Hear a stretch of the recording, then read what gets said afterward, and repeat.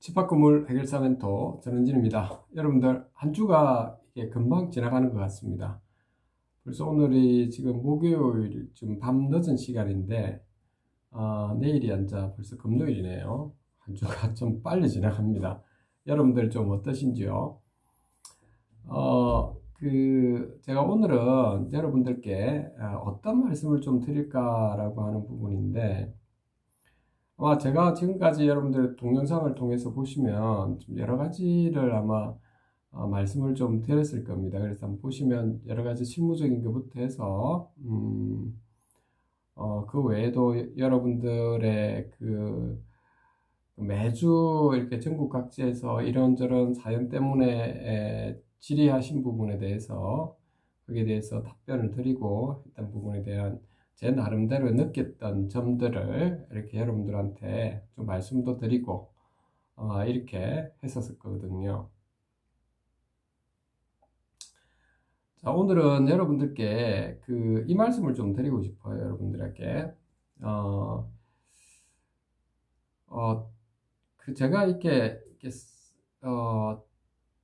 지내보니까 느끼는 바지만, 이게 집합 건물에서는 우리들이 그 상대방에 대한 배려, 그 배려라고 하는 부분은 뭐냐면, 이게 소유주 입점주 분들이 불편함 없이 그리고 어떤 일이든 간에 공개적으로 모든 것들을 정보를 잘 제공해주고 소통하고 이렇게 하면은 여러분들 그 문제가 거의 다 없잖아요. 그렇죠? 문제없이 해결할 수 있는 것인데,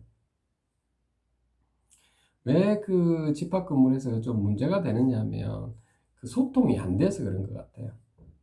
우리가 보면 그러니까 그렇게 소통이 안 되는 좀 원인이 무엇일까라고 하는 부분인데,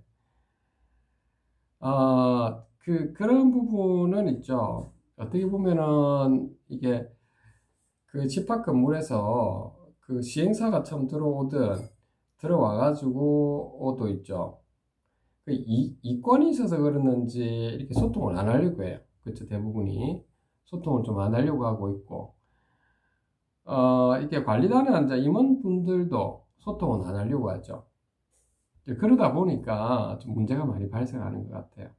그 밴드라든지 이렇게 만들어서 소유주분들하고 입점주분들하고 좀 소통을 많이 하고, 그리고 건물에 대해서 불편한 점들도 그 소통 공간을 만들어 가지고 사진 찍어서 바로 이런 불편한 점을 올려서 관리 직원들은 바로바로 해결할 수 있도록 이렇게 만들면은 여러분들 자산 가치가 안 좋아지겠습니까?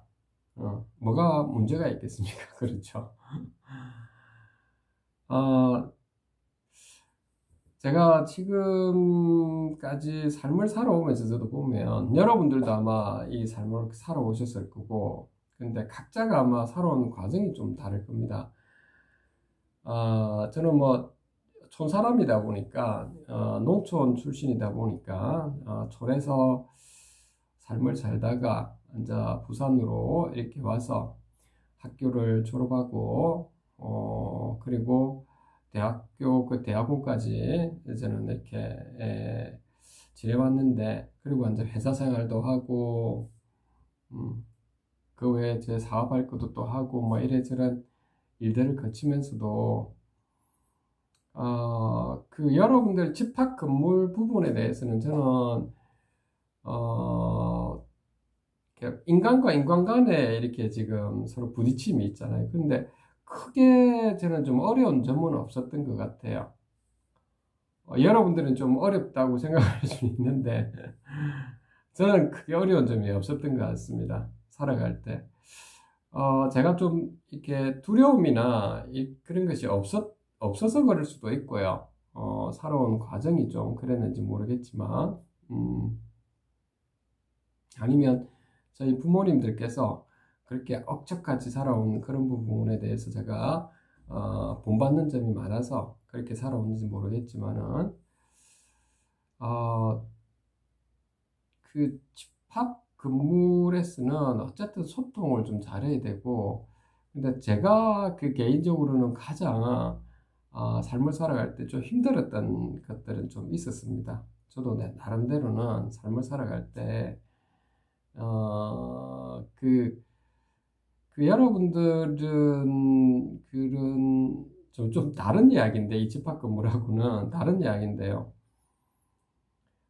예전에 저 대학원 때, 저는 저 가속기 쪽을 우리가 물리 쪽으로 했다 보니까, 포항공대에서 이렇게 대학원을 좀 있으면서, 그때, 그 후배가 화학공학과를 졸업하고, 대학원 과정을, 석박사 통합과정을 뭘 했느냐면, 그때 당시에, 이게 가우스로 해가지고 주식 투자 알고리즘이라고 하는 것을 이렇게 논문을 썼거든요. 물론 그 친구는 지금은 박사를 마치고 그 애널리스트로 증권회사에 좀 있는데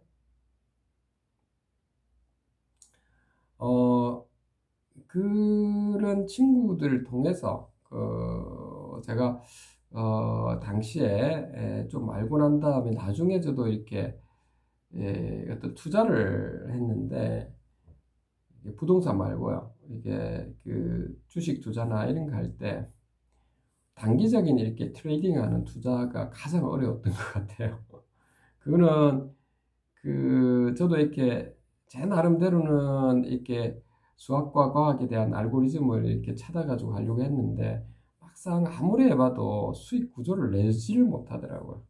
물론 뭐 여러분들 이게 유튜브나 이런 데 보면 아주 잘하시는 분들 있죠. 단타를 해서 저는 아무리 해봐도 안 되더라고요. 그래서 이제 좀 포기해야 되겠다 싶어가지고 결국 그거는 컴퓨터 AI를 통해 가지고 이렇게 알고리즘 매매가 주로 일어나기 때문에 가치 투자 외에는 정말 힘들더라라고 하는 겁니다. 그리고 선물도 마찬가지고 여러분들 파생성물 같은 경우도 이렇게 거의 프로그램 매매로 들어가거든요.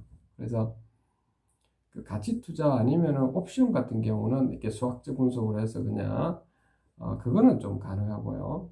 그래서 가치 투자 아니면 그 옵션 외에는 안 되더라라고 하는 그런 쪽에 저도 예전에 시간을 좀 허비했던 적은 좀 있었거든요. 그때가 좀, 그런 부분이 제가 볼 때는 가장 그 미래에 대한 통찰 부분, 아무리 노력해도 안 되는 부분, 기계는 어쩔 수 없다. 기계가 더 잘한다. 이런 부분입니다. 제가 왜 이런 말씀을 좀 여러분들한테 드리느냐 하면, 저번에도 한번 제가 말씀드렸다시피, 인간끼리에 이렇게 우리 집합 건물에서 살아갈 때는 웬만하면 여러분들 소통을 하고 있죠. 좀 대화를 나누다 보면 서로 간에 이렇게 접점을 찾게 됩니다. 뭐 큰 문제 없이. 그러니까 공개를 하고 모든 것을 서로 간에 정보를 교환하고 하면 오해 없이 풀린다고요. 그러니까 정보를 교환하지 않아서 그런 거라고요. 아까 말했듯이 제가 그 AI 시스템을 통해 가지고 그 단기적 트레이딩 같은 경우는 우리 일반 투자자들이 잘 못하는 이유가 뭐냐면 그 AI 시스템 자체가 그 모든 매수나 매도하는 부분에 대한 그 정보들을 컴퓨터 프로그램 자체에서 다 알고 있기 때문에 우리가 아무리 잘한다 하더라도 좀 어려울 거거든요. 물론 가끔 마세븐이라고 하는 투자자 보니까 상당히 놀라울 정도로 잘하시던데 저는 아무리 해봐도 예전에 한번 연구를 해보고 직접 트레이딩을 해봐도 저는 제 능력으로는 이게는 안 되겠구나라고 하는 것은 거기서 손실을 좀 보면서 안 되겠다는 걸 좀 느꼈던 기억이 납니다. 선물도 그랬던 것 같고요. 근데 부동산 같은 경우는 여러분들이 아까 말했던 그런 원칙을 잘 지키고 이렇게 정보만 정보도 다 나와 있어요. 부동산 같은 경우는. 그렇기 때문에 이게 법률에 기반해서만 제대로 가기만 하면 여러분들 자산 가치는 분명히 많이 높아질 거라고 봅니다.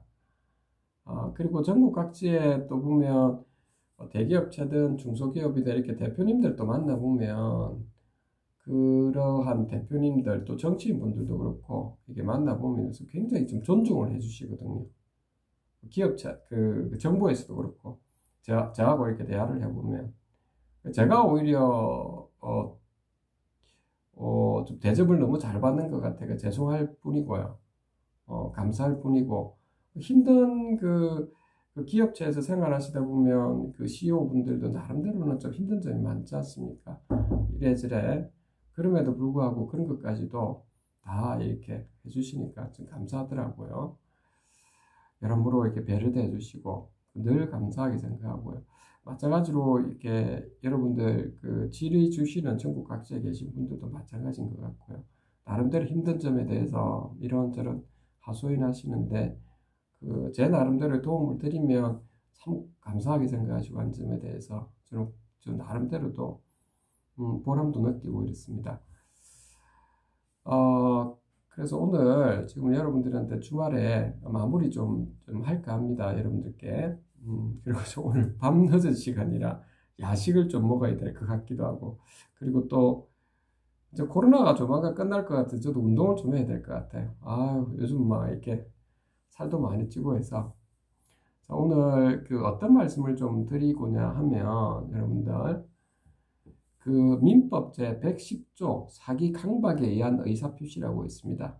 제 1항에 보면 사기나 강박에 의한 의사표시는 취소할 수가 있다.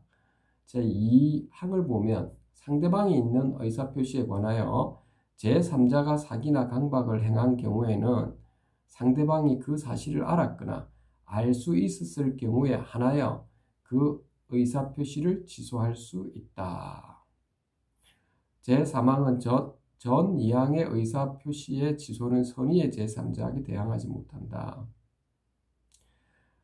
제3자가 사기나 강박을 행한 경우에는 이런 경우입니다. 제3자가. 그러니까 여러분들 주식이란다. 이게 부동산 같은 경우에 여러분들은 그 매매를 할 때 있죠. 여러분들 부동산 가지고 있고 매수자와 매도자가 있을 때 이렇게 둘이서 해야지 그 제3자가 있어가지고 이렇게 매매하는 경우는 부동산 중개사처럼 여러분들 그 공인되어 있는 경우를 제외하고는 여러분들이 자칫 잘못하다 보면 아까 뭐라 했습니까?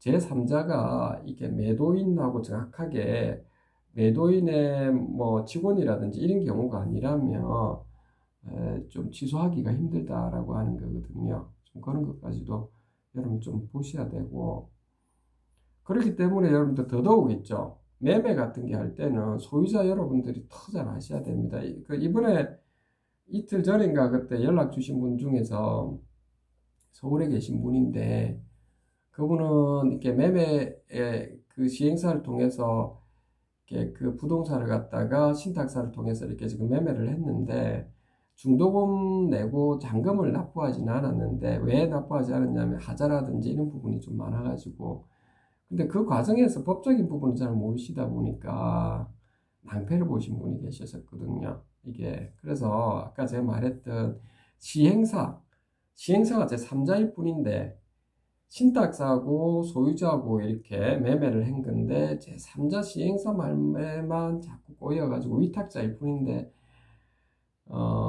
좀 그렇게 진행해서 아까 말했던 이게 110조 있죠. 사기 강박에 의한 의사 표시에서 제3자는 취소할 그 신탁사하고 또 관계 있는 그런 사항도 아니었고요. 신탁 원부에 그런 부분이 없었기 때문에 그런 부분이 좀 있었습니다. 그러니까 여러분들 그런 부분을 꼭 보셨으면 합니다. 자, 오늘은 여러분들께 한 주간 잘 보내시고 이 정도만 좀 말씀을 드릴게요. 그리고 이제 코로나 다 끝나는 것 같으니까 여러분들도 그렇고 저도 이제 좀 운동을 우리 좀 하면 어떨까 하는 생각이 좀 드네요.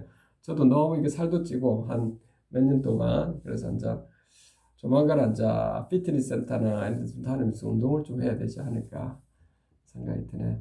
자, 오늘 여기까지 여러분들하고 하도록 하겠습니다. 집 앞 건물 해결사 멘토 전현진이었습니다. 감사합니다.